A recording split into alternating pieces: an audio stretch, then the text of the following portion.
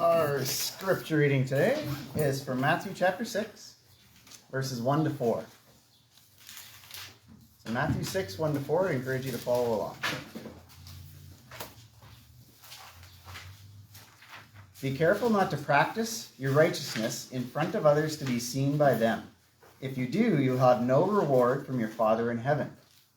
So when you give to the needy, do not announce it with trumpets, as the hypocrites do in the synagogues and on the streets to be honored by others. Truly I tell you, they have received their reward in full. But when you give to the needy, do not let your left hand know what your right hand is doing, so that your giving may be in secret. Then your Father, who sees what is done in secret, will reward you. So interesting setup. I have to make sure I don't creep up as the notes go or as the time goes. So on social media, I'm not sure if this is, I don't see it as much anymore, but there was a period of time when, I'd go on, Facebook or whatever and look on social media and I'd see videos of people, like YouTubers or that, giving large sums of money to homeless people or people who seem to be in need. And I always kind of wondered to myself, what's their motivation behind doing this? It's a really good thing, and you can't deny it's nice to give money to, people who need it. It's a very good thing that we should do in society. But I kind of wonder, would they still be doing this if they didn't have their buddy down the street with the camera recording the whole thing happening, as it's going on? So again, the skeptic in me thinks, okay, it's probably just for views and likes and trying to get a good social media following. But again, benefit of the doubt, maybe it is to inspire others. Maybe they're doing it for the purpose. You don't really know what's in their hearts while they're doing this thing. So maybe they are doing it for, those kind of reasons, for pure reasons. But the idea of having the right motivation behind the good deeds that you do, the things that you do for other people, matters. And that's something that Jesus talks about in his next section in the Sermon on the Mount. The reason why we do good things is an important thing, and it's something that we have to consider. And it goes along with that idea of Jesus in the whole Sermon on the Mount talking about the righteousness of the citizens of the kingdom and that being a very high standard. And he expands on that in talking about how that standard is high enough that our motivation, the thing that we believe in our hearts while we do good things, makes a difference. And it's something that we still have to consider. It's not just simply the action. It's the motivation behind the action. So in chapter 5 of the Sermon on the Mount, I have a bin now. Jesus contrasts the righteousness of the Sermon on the Mount with what the Pharisees and scribes were teaching. So the things that they are teaching about the old law.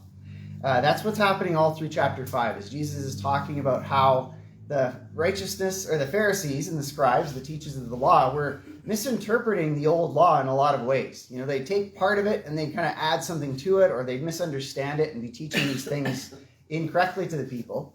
And Jesus is saying all through chapter 5 about how the righteousness of the citizens of the kingdom, the people of the church, has to exceed that. We have to follow, at the time that Jesus was saying the Sermon on the Mount, you had to follow the old law. And now that we're under the new covenant, we have to follow the new covenant. We have to do these things correctly according to what God is teaching. And then when we move into chapter 6, there's a transition. So now he's talking about what the Pharisees and scribes were practicing. So the things that they were doing. Chapter 5 was talking about what they were teaching, the things that they were telling other people of what the old law said. And now it's what they're practicing. What are they doing? And again, the citizens of the kingdom have to have a righteousness that surpasses the scribes and the Pharisees. And it has to go into the things that we do also, the things that we practice, the things that we do in our day-to-day lives. So if you go to chapter 6 and we look at verse 1, this entire chapter expands on this righteousness of the kingdom and goes into our practices as well. And in verse 1, he says, "Be careful not to practice your righteousness in front of others to be seen by them. If you do, you will have no reward from your Father in heaven." We're going to look at the Greek a little bit on this, because there's actually two manuscripts that are used for the different translations of the New Testament.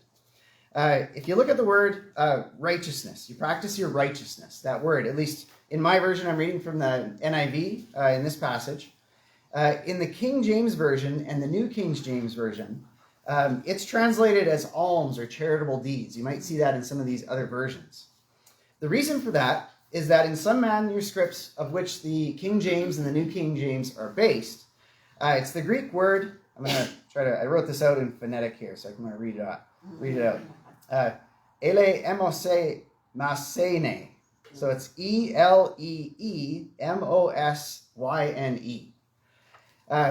That's translated as alms or charitable deeds. So it's a specific thing. You're helping the needy. You're giving them charitable things. And that would be kind of dealing with that specific almsgiving, that kind of idea there. Older manuscripts, and that's of which the American Standard Version, the New American Standard Version, they have the Greek word dikeia or dikaiosine. So I'll spell this one out too. DikaiosYne. So a totally different word. So I use Blue Letter Bible when I'm doing a lot of this research.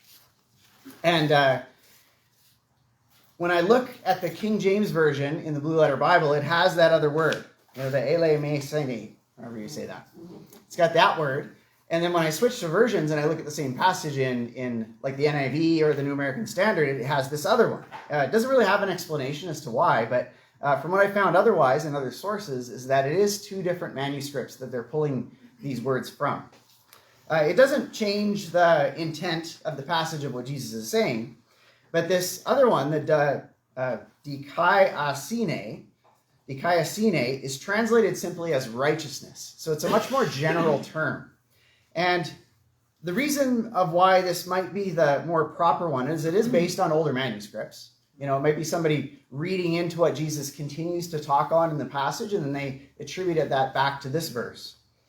But it's more of an introductory, or it could be more of an introductory statement by Jesus to start off kind of this next section, talking about your motivation behind your righteous deeds in general, which would include charitable giving, but it would include everything else as well, the things that you're doing, just as a Christian or a citizen of the kingdom. So he's talking about this basic principle. Again, if we assume that he's talking about righteousness in general terms, and this is an introductory statement to basically the whole of chapter 6 and the righteous deeds that we do, he's talking about making sure that we don't practice our righteousness in front of others just to be seen by them. Again, back in verse 1, we read the first part. So verse 1. Be careful not to practice your righteousness in front of others to be seen by them. If you go to Matthew 5, go to Matthew 5:16. One thing that we have to make sure is, us as humans, I think, tend to go to extremes, one or the other. Okay, so he's saying, don't practice your righteousness in front of others. Okay, so we're not supposed to practice righteousness. That's not what he's saying. We're not going to go to that extreme. Matthew 5 and verse 16. He says, in the same way, let your light shine before others, that they may see your good deeds and glorify your Father in heaven. So us as citizens of the kingdom are to practice visible signs of righteousness. That is something that we are to do. Jesus is not condemning any sort of practices of righteousness that other people can see. He's not doing that for sure. It's something where he's talking about the motivation. Matthew 5:16 in the previous chapter, he tells us that we are to be good influences on the world. We are to practice our righteous deeds in front of others so that they can glorify the Father in heaven. Again, it gets to the motivation, and that's really what he's talking about in this passage. We are to practice our good deeds so people can give God the glory because of these things. He's talking in Matthew 6 about avoiding practicing righteous deeds simply for the praise of men, simply for doing it for that kind of recognition. It is proper when we're trying to secure praise for God, but improper when we're trying to secure praise for us, when we're trying to make us look good. Back to Matthew 6 and verse 1, look at the second part. We'll see the consequences of ignoring this basic principle. So Matthew 6, I'll start reading at verse 1 from the start. Be careful not to practice your righteousness in front of others to be seen by them. And then the consequence, if you do, you will have no reward from your Father in heaven. So it's actually quite a severe thing. It's an important thing we have to consider. We have to make sure that we understand that we're not to just go through the motions. Sometimes in our lives we are going to go through the motions to try to build habits, and our heart might not be in it. But our goal really should be to practicing good deeds, doing these righteous things so that God is getting the praise, so that we're doing it to please him and not to please us. Matthew 6 and verse 2, he says, "So when you give to the needy, do not announce it with trumpets, as the hypocrites do in the synagogues and on the streets, to be honored by others. Truly I tell you, they have received their reward in full." He's saying here that you're not going to get a reward from your Father in heaven if you practice your righteous deeds simply for your own praise. What you get in this world at that time is the best you're going to get. That's basically what he's saying. You're going to get that praise. You're going to feel good for the things that you do, but that's all you're going to get. If your motivation is wrong, you're not going to get that reward from your Father in heaven. You might get that immediate gratification, but you're not going to get that lasting reward. If we keep reading, we read verse 2. Keep reading in verse 3. It says, "But when you give to the needy, do not let your left hand know what your right hand is doing, so that your giving may be in secret. Then your Father who sees what is done in secret will reward you." So again, we're not to be like the hypocrites. The Greek word, it's quite interesting. The Greek word is hypokrates or hypocrites. So it's a word that's taken from Greek and transliterated into English, and we use that word day to day. And in the Greek, it was referring to actors in certain situations. So somebody who acts in a play, that sort of thing.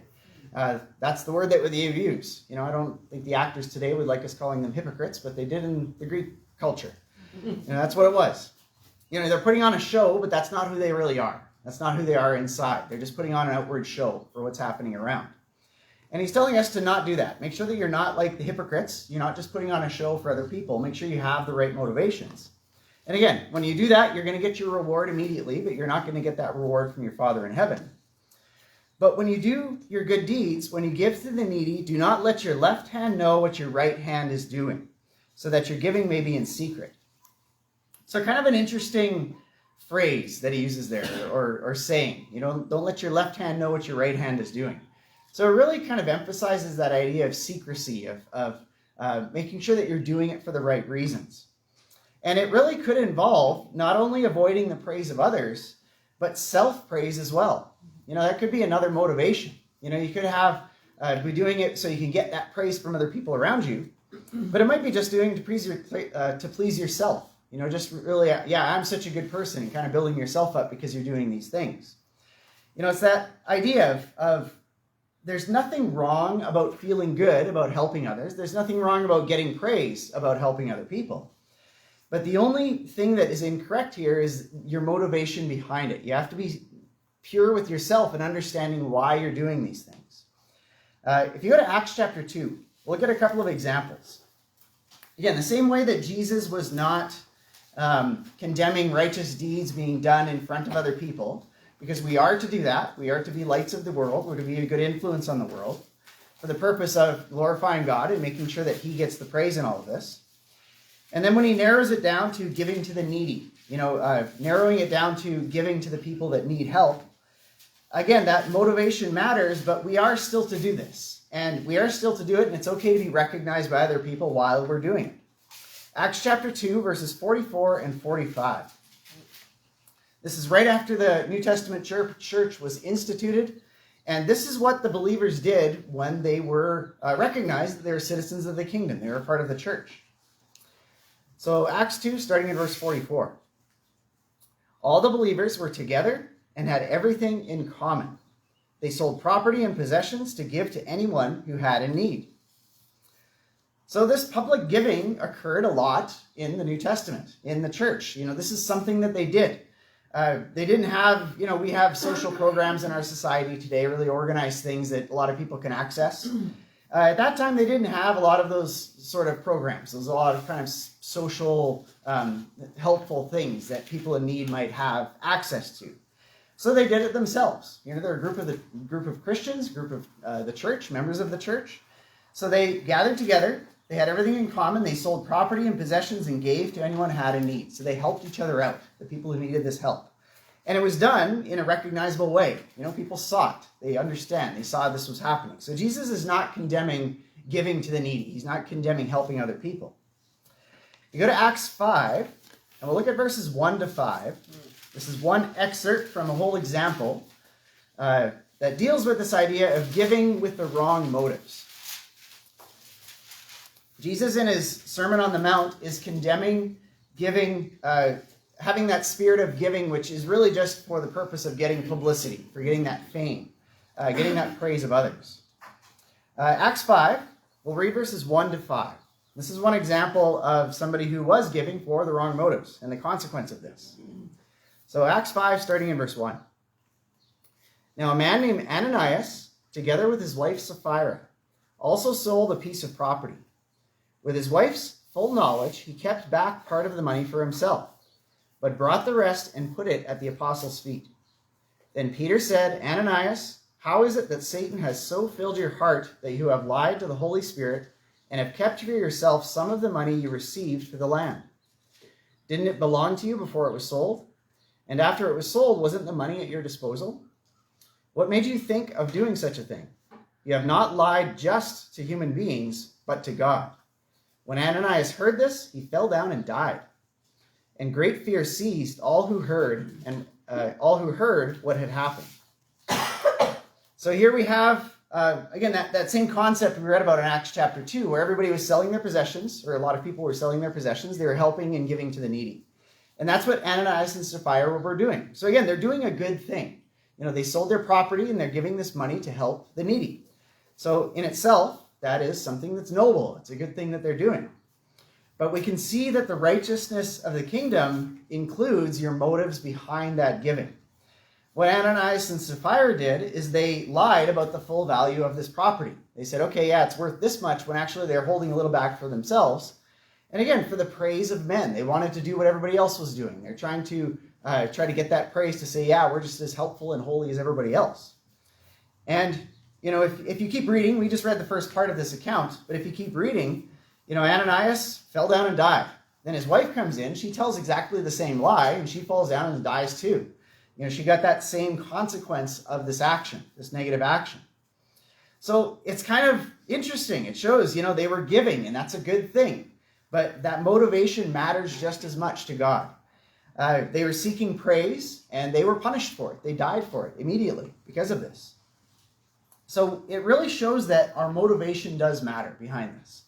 The interesting thing is that we don't know, one person to another. We can't tell what the motivation is. We can kind of speculate.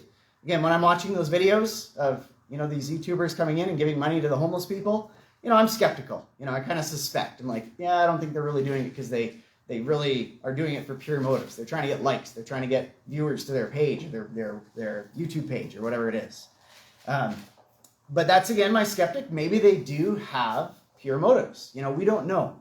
But God does. He's the one who knows what is done in secret. He knows what our thoughts are. Go back to Matthew 6 and verse 4. Matthew 6 and verse 4. If we do have that proper motivation behind this, if we are serving, we're doing our righteous acts, including charitable things, giving to the needy, helping other people. If we're doing it for the proper motives, to serve God, to give praise to God, making sure that He gets the glory, we do get a reward. So Matthew 6, verse 4. Then your Father, who sees what is done in secret, will reward you. So again, we will get a reward, or we may get a reward experienced in this life. Again, if you're doing these good deeds, you're doing it for the purpose of serving God, helping other people, giving that praise to Him. But other people might notice. They might see it. We're not to do it for that purpose. They might see it, and you might get that praise. You're probably going to feel really good inside.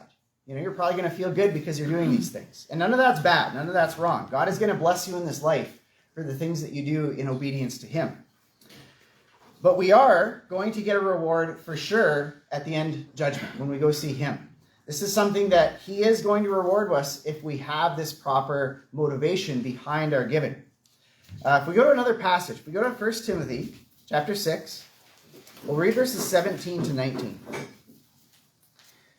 I like this passage because it really shows that material things aren't evil. Having wealth in our lives is not a bad thing. It doesn't have to be. But a lot of it is, again, our hearts and how we deal with this wealth, this materialism that we might have. The way that we deal with that is what truly matters, our motivation behind these things. And in 1 Timothy 6, verses 17 to 19, he really gives some very practical instruction in this letter of what we are to do with our material things. So 1 Timothy 6, verses 17 to 19. It says, "Command those who are rich in this present world not to be arrogant, nor to put their hope in wealth, which is so uncertain, but to put their hope in God, who richly provides us with everything for our enjoyment. Command them to do good, to be rich in good deeds, and to be generous and willing to share. And in this way, they will lay up treasure for themselves as a firm foundation for the coming age, so that they may take hold of the life that is truly life." So God does bless us with material things. It tells us in this passage in verse 17, God who richly provides us with everything for our enjoyment. He's providing us these things for us to enjoy, for us to be blessed with. It's a blessing that we are to accept from God. But he tells us what to do with those things. We're to use those material things to help other people, to serve his purpose in some way.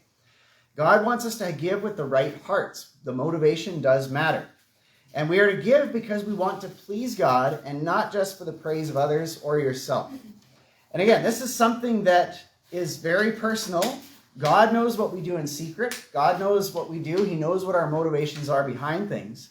And hopefully we do as well. Hopefully we can assess ourselves and say, why are we doing this? Why are we serving in this way? Why are we doing these things for other people?